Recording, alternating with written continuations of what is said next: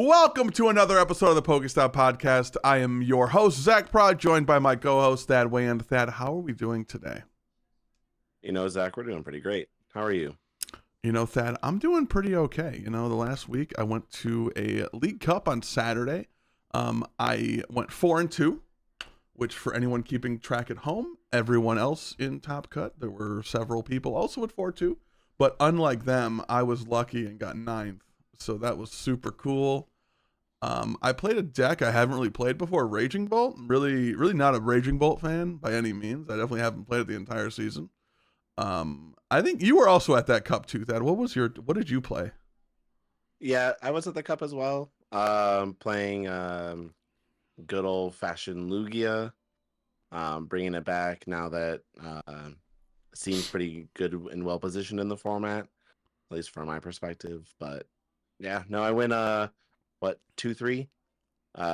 Just prized my prizes, and that lost me 2 games, and that put me out of contention. So it's the way it goes.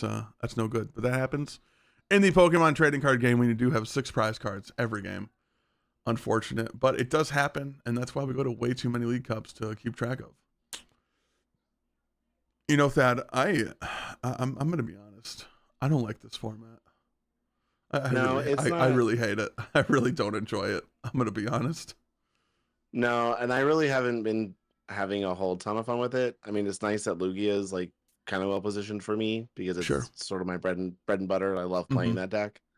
The last couple formats has felt bad. Just Regidrago feels weird. It's never a fun matchup. Yeah. So I mean, not having to play it as much is kind of nice, but on the other hand, getting Ichi Pollen for 4 turns in a row while you just a handful of energy cards and just dead items, and you're like, yeah, for sure. Yeah, and like a lot of these decks that utilize PokeStop or very Area Zero heavy builds, or like really any deck not named Lugia, it feels like, just are very item reliant, right? So like having a card that just immediately shuts all of that down for basically no penalty whatsoever seems really insane. Yeah, I'm not a huge fan, and I mean, like, you have things like sure, like Gardevoir isn't great or like is well positioned now that it's a slower format where Guardy doesn't need to play items at all. Honestly, what they're playing just buddies and like just ball search cards and they do it. They do a turn 1. Yeah, I mean, they don't really care. They're just TM Evo. And they run Artisan as well. Like they're running very heavy Artisan counts, so they get around. They basically have a nest ball every turn because every card not named Curlia or Gardevoir in their deck is a basic non-rule box Pokemon. So it's like, they don't actually care. And it's like, oh no, I need to find my Drifloon. If only I had a stadium that let me find it right now for free. I really don't enjoy this format. I think this is like the first format since I've been back competitively in the game, basically literally a year. I remember I started coming back, looking in the competitive scene back. It was 2014 EUIC, when like I think like it was right after I believe Obsidian Flames had come out. Like Charizard had just gotten like really insane. Like so Charizards were everywhere, and like the game seemed really fun. And like Ichi Pollen just as an attack being a free attack on a free retreater that also does damage. Like obviously 10 damage is very minuscule in the grand scheme of things, but like being able to at least put some amount of pressure on top of item lock turn 1 for no energy attachment cost whatsoever, it just seems really insane to me, especially when I feel like we're in a format where most people's basic Pokemon have a 1 retreat cost. Yeah, and I mean, like, I get it. It's like it's under like the classification of baby Pokemon, which is why it gets the free retreat, which is super stupid. Sure. But I get it. Like, my biggest thing is like when I remember like a few years ago, this was back before you got back into the game. There was this really annoying Vikavolt V deck that kind of shut down all like the Lost Zone decks. And it relied on like Melanie, just heavy discard stuff. And it didn't do a whole lot of damage, but the Vikavolt V is a 2 prize liability. And you item lock, but then there's a lot of decks at the time that just didn't care. It also did relevant weakness damage into things like Lugia at the time. Sure. Lugia and Palkia, like Arc Intel, Lugia, like Broken Lugia. It did relevant damage into those decks, which was kind of like insane. But having this level of just like easy access to just like that was a whole archetype all on its own. You Sure. couldn't just slot Vikavolt V into just any deck and it would work. Whereas BUDEW is like the exact opposite. You can just sort of slot it into almost any deck. Anything. Yeah. And then, and then it just works. Like I've seen it It in is so Lugia decks, and splashable. I'm like, Yeah. well, okay, I guess like that's a thing you can do. Yeah, I think that's my main issue with it as well, is just how splashable the card is in literally any deck. Like, you need nothing special to run Badu. Like, I think it would be fine if it was even just one colorless energy to Itchy Power. Yeah. Just so that way you're also having to devote an energy to it, right? Because now I think even like a lot of control decks are now running the Badu just because it's one card. It requires no additional combo. It is a singular card. I don't even need to worry about getting out of the active because I have a free retreat. Like, it is so crazy that this is in the format, to be 100% honest with you. And like, I don't know, Yeah. maybe it's because like I know like we're both kind of in the same boat. We're like, we don't have any regionals we're going to until Atlanta, which is the next format, like post rotation. So like, this is just essentially like it was, from launch, this was a dead format for both of us.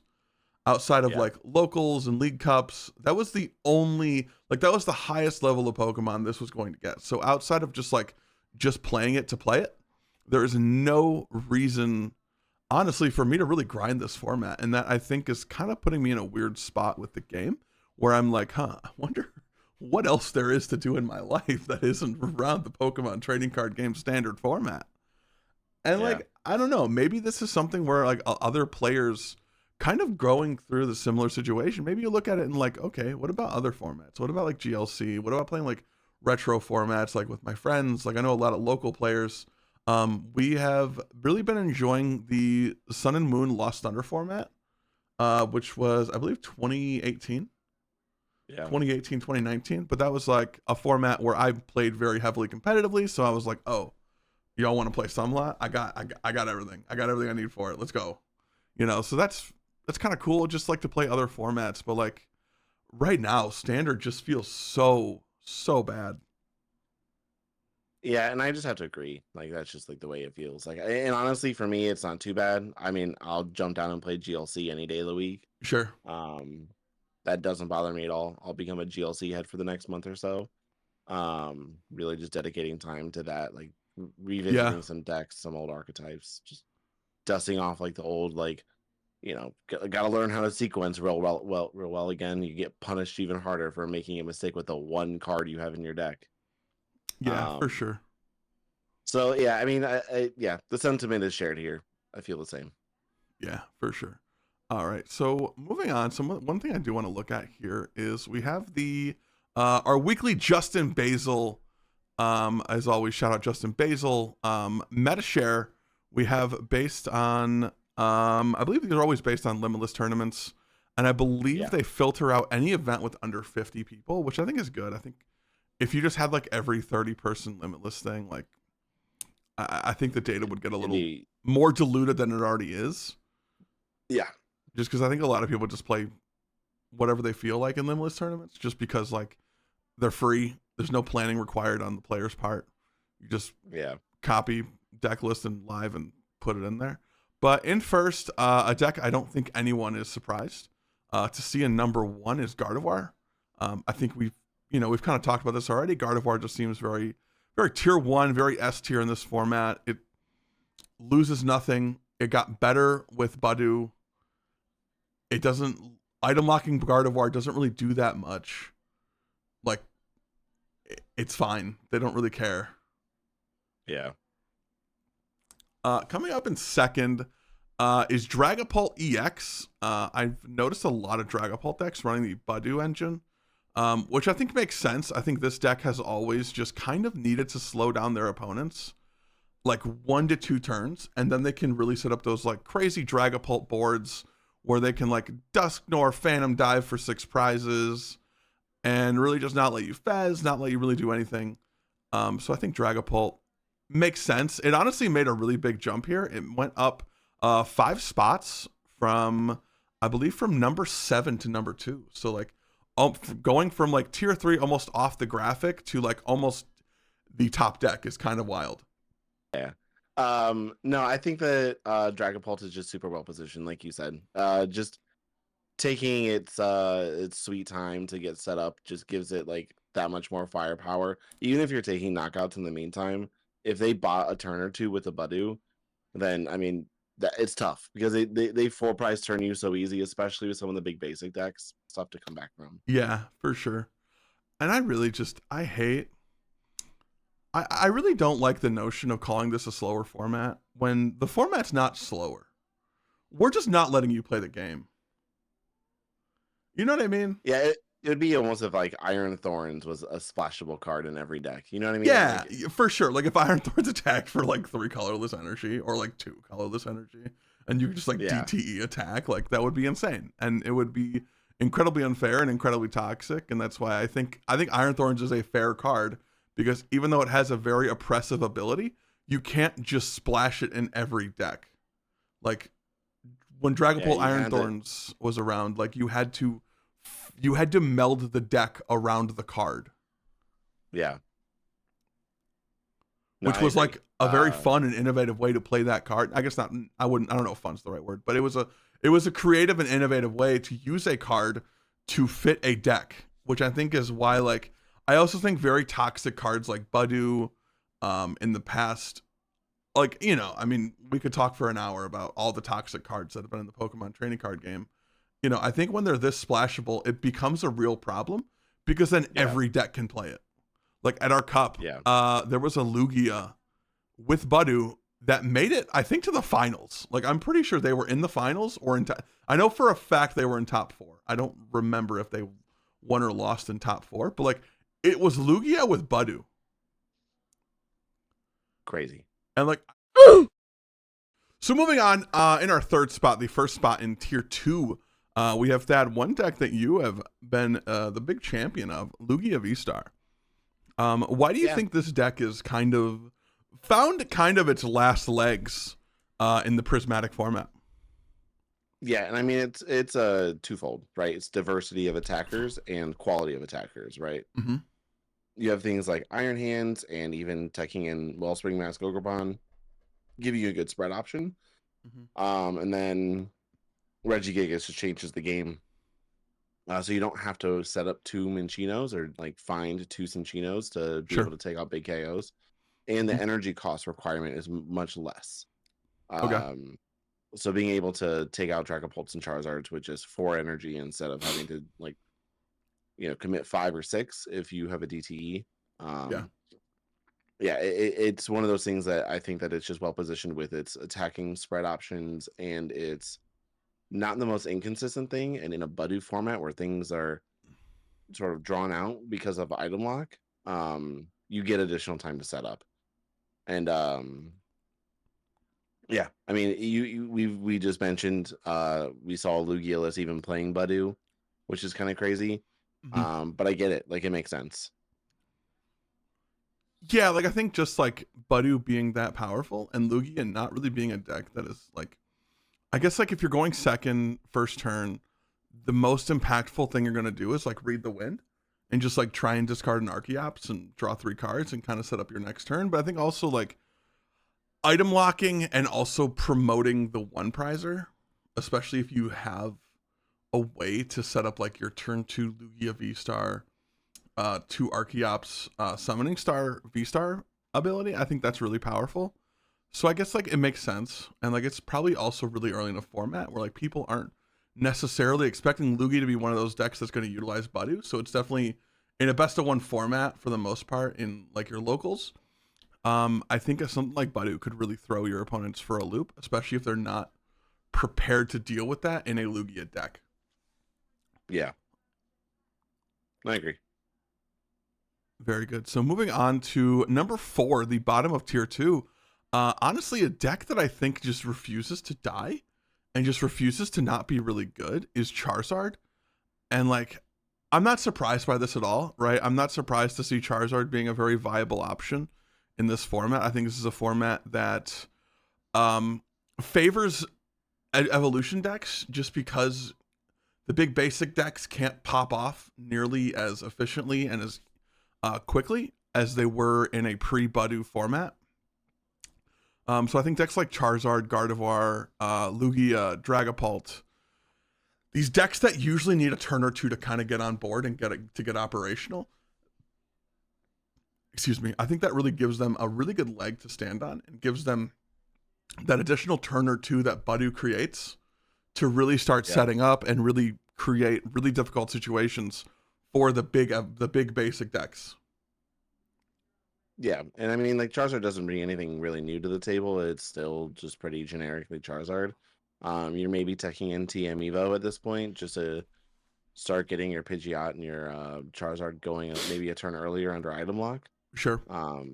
So I mean, maybe you're taking something like that in, but other than that, the list doesn't really change all that much, and its consistency stays the same. So I don't really see you can run BUDEW, you don't have to. There's builds with it, there's builds without it. It just depends on your play preference, I think.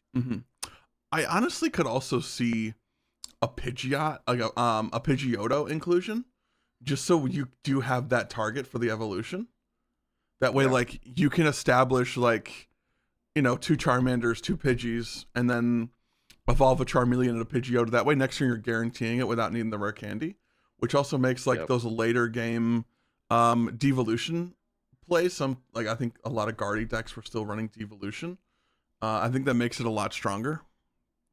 It doesn't really allow them, you know, kind of a cheesy devolve, take multiple things off the board play that they like to do. So I think Charizard definitely.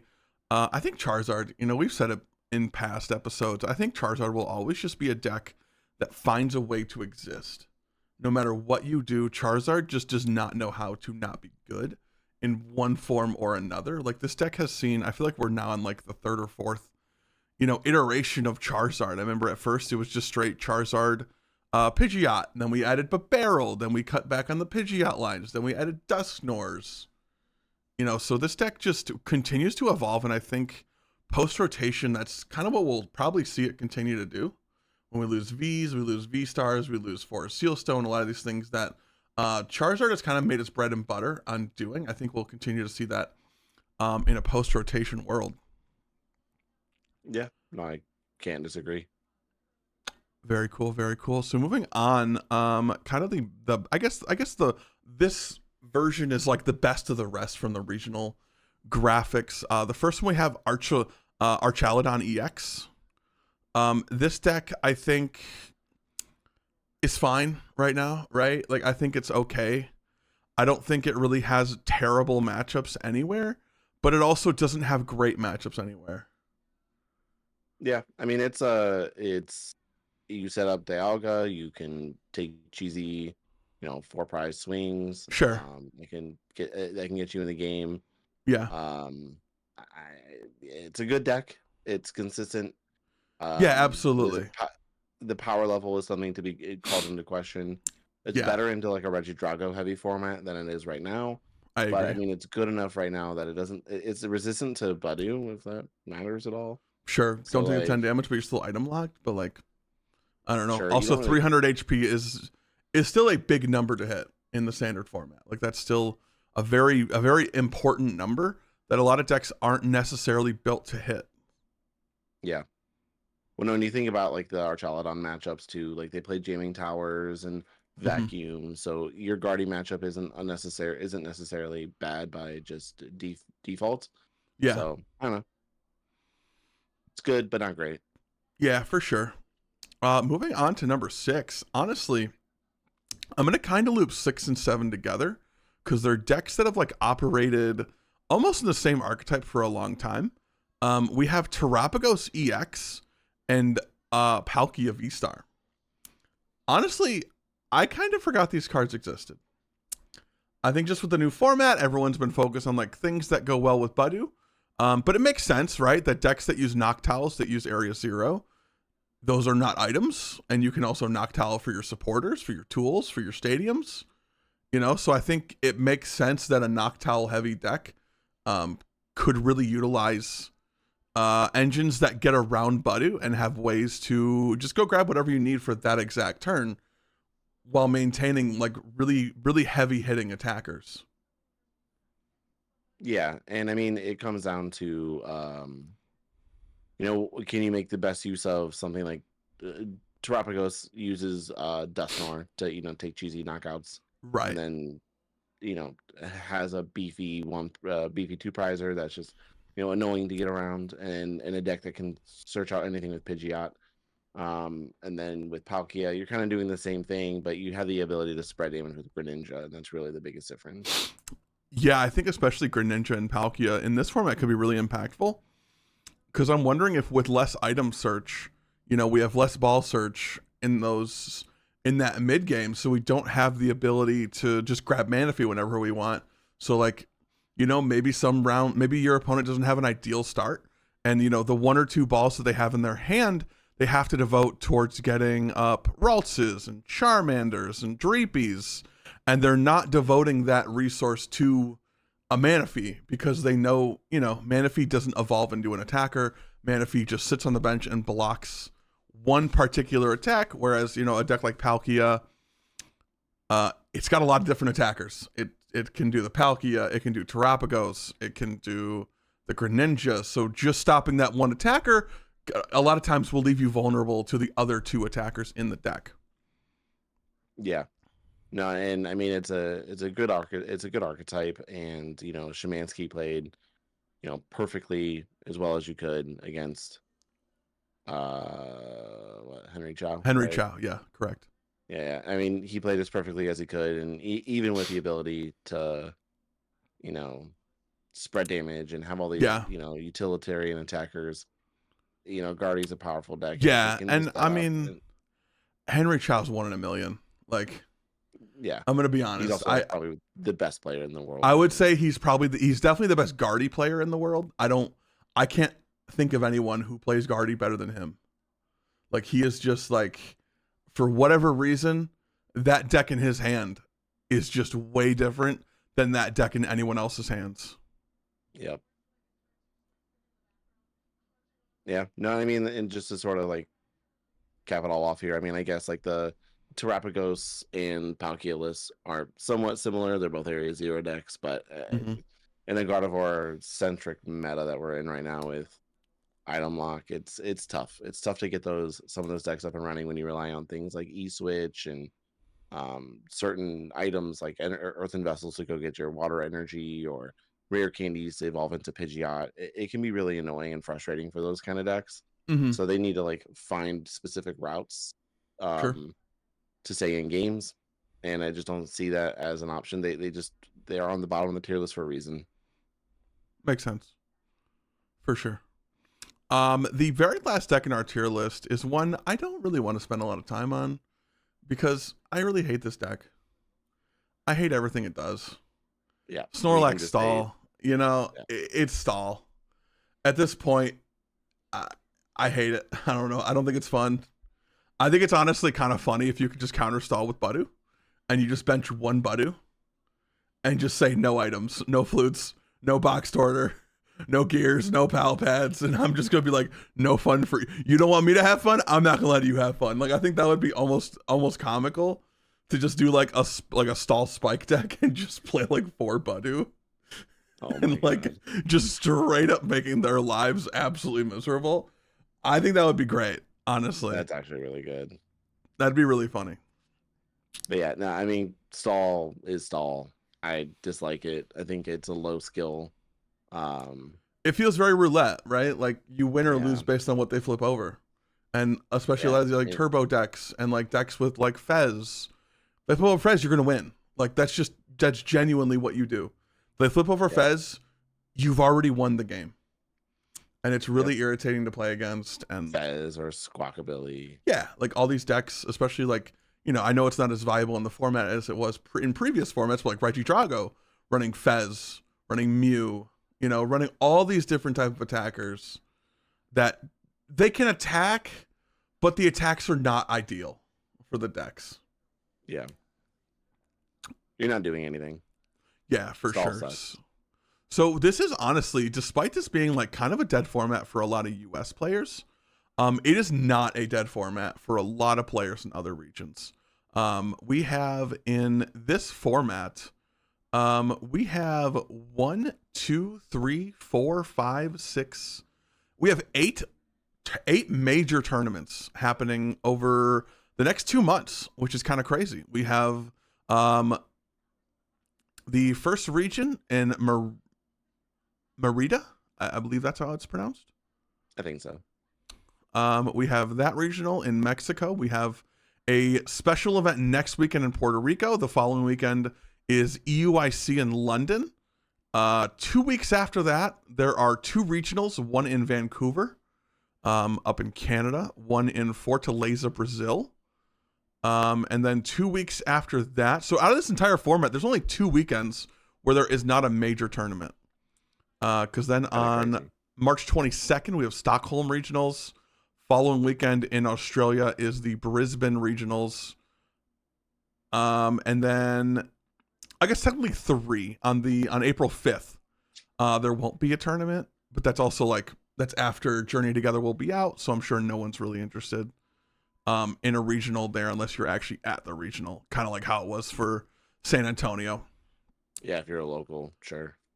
Yeah, which is like kind of crazy that like we have that many regionals in that format. And like maybe it's just because like neither of us are going, and maybe it's like a very like almost ethnocentric kind of way. Like doesn't matter to me. Why should I care? But there is going to be a lot of Pokemon that we're going to see in this format. So like I'm kind of interested in not like what decks do well, but what decks kind of come out of nowhere.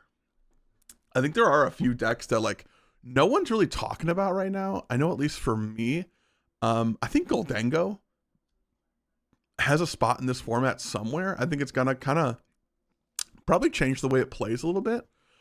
I think maybe more of a prime catcher variation, just because I don't like the idea of Energy Search Pro in that deck, just because if you prize it, you're kind of just cooked. And also like BUDEW, being able to turn that early Energy Search Pro off seems also very rough for you. Thad, are there any decks you're kind of like, I could see this deck popping off at one of these regionals? Yeah, and I mean, I think that it's for me, I think it's got to be something like a Cerulean Edge. I think that we saw more of them day 2 than had in San Antonio than day 2'd all of the format prior. Yeah. So I think Cerulean Edge actually finds a good footing in this format. Whether you're playing the Palkia build or whether you're just playing like the straight like Fire Turbo Blender build. Sure. I think that it has a place, and I think that it has legs. And seeing a few of them day 2 in San Antonio gave it a little bit more hype. And I think BUDEW being able to buy you a turn as the Cerulean Edge deck, I think, you know, it's always a turn behind, it feels like, of getting energy into the discard to hit big numbers. Yeah. So buying that turn for yourself can kind of be pretty big. Yeah, for sure. Especially if like I feel like if you're the first BUDEW attack, the other person can't BUDEW as easily. Unless they already have it on board, or like there's an artisan, or like, you know, like some, because like once you item lock them, there's no nest ball, there's no ultra ball. They're very reliant on their supporter. So like, especially, I noticed a lot of times, especially in like my, like just like online testing in this format, a lot of people will like, you'll go first, you'll set up your board, and then their first turn, they're going to drop BUDEW, they're going to put it in the active, they're going to Iono and attack. And just hope those 6 cards don't get you to knock out a BUDEW. Yep. So I think it definitely makes because also if you just trade BUDEWs, the first BUDEW will always knock out your BUDEW first, and then you really don't have a way to get it back. Yeah, I mean, you can try to commit resources to getting it back, but like it just feels bad. Yeah, and then I'm like supporter. I'm like burning a supporter to retrieve a BUDEW. That just feels like a wasted supporter, and I'm just like trying to lose at that point. Or I'm like so far behind, I need to like somehow disrupt their hand and also get my BUDEW back at the same time. Like it just feels like you're just behind so far at that point. Yeah. It just doesn't feel good. But yeah, I mean, like between like the Golden Goes and Cerule Edges, I mean, the stage 1 decks are, I think Yeah. sort of well positioned right now. So I feel like those could in the next few months Yeah. see a little bit more uptick in play. For sure. For sure. I think I honestly hope. My biggest hope is that the next few weeks we kind of see some people break BUDEW. And not just like how to use BUDEW, but how to work around BUDEW. Cuz like I'm going to be honest, if we have to sit here for the next 2 months and talk about how much fun BUDEW is, I'm going to be honest, it's going to be a long 2 months. Like I noticed we saw Puxatawny Phil saw his shadow. Maybe he saw BUDEW and was like, "I'll see y'all in 6 weeks." Yeah, I'm going back, bro. I'm like, he's like, "Y'all aren't letting me play items? I'm out of here." And for any listeners who are not from America, Puxatawny Phil is a hedgehog who comes out, and if he sees his shadow, I don't really care. He's a sand shrew. All right, let's just call him what he is. He's a little sand shrew that comes out of a hole. If he sees his shadow, he goes back in and he sleeps for 6 weeks. Personally, I wish I could sleep for 6 more weeks. I'm gonna be honest. You're telling me I don't have to like walk through like slush that is like partially melted but also still super cold, so my feet are wet when I step in it, just trying to get to my car after locals. Yikes! Yeah, you made it really real. Mm-hmm. Would you say he's more of a Bidoof or like a sand shrew? He's more of a Bibarrel. Right? That's Groundhogs? fair. No, Yeah. because those are more like beavers. Groundhog. I don't know. Yeah, they're my vast knowledge of Pokemon is out the window. They are right now. they're really messing you up right now. I believe there is actually a groundhog Pokemon. Yes. There is a groundhog Pokemon. I didn't know this. Hold on. I can picture it. Is it the not Watchdog, the pre-evolution to Watchdog? What's its name? The name of that Pokemon, I'm actually trying to look it up right now. I was really hoping you'd give me like another 5 seconds. Oh no. Man, what is the name of it? It is I know. Punxahog. What? Punxahog. Punx. Oh, I really hope we cut this out because this is a fake Pokemon. That is not a real Pokemon. I was sent by the subreddit Fakemon. I was alright. I googled groundhog Pokemon and it straight up came up. I don't think there really is one. And I think it's Watchog family. Yeah, Watchog, right? Yeah. Is Watchog a basic? Yes, I think so. So I think it evolves into something that I just can't remember right now. Patrat. Wait, is a Watchog the basic? No, Watchdog. I believe it's a stage 1. Yeah, Watchog's a stage 1, and yep, okay, yep. Yeah, Patrat. All right, that's a good. All right, can we cut that little bit out there? Yeah, we're gonna cut that whole thing. Yeah, that's me getting sent by fake a sub. I googled it and I got the sub, like not even just like the link to the Reddit, but like the context of the Reddit was like the first thing I saw, and like all these pictures people have like AI drawn of like this fake Pokemon. I hate that. The woke liberal media ruining my podcast. Oh my God. All right. DEI in my podcast. All right. We talked about that. We talked about like how we hope this format isn't dog shit, right? Yeah. Okay, that's good. That's ideal. Anyway, I thank you so much for watching today's podcast. This has been the PokeStop episode 3. I am Zach Pra. As always, I was joined today by my co-host, Thad Wand, and we thank you so much for watching. Make sure y'all like, comment, subscribe. Tell us what you think your favorite deck in this format is. And if you say BUDEW, I might get a little mad, so be aware that's going to happen. But either way, we will see you again next week for more Pokemon on the PokeStop podcast. Have a wonderful day. Have a good one.